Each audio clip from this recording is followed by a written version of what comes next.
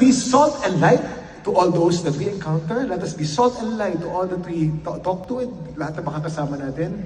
This is the best way to impart the Sante way of life. Walk the talk, be salt and light. Again, maraming salamat. It's my 13th year already. Ang 13th swerte. I don't believe in swerte at malas eh.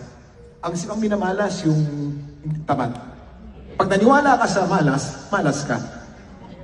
Ang 13 for me is a very blessed number.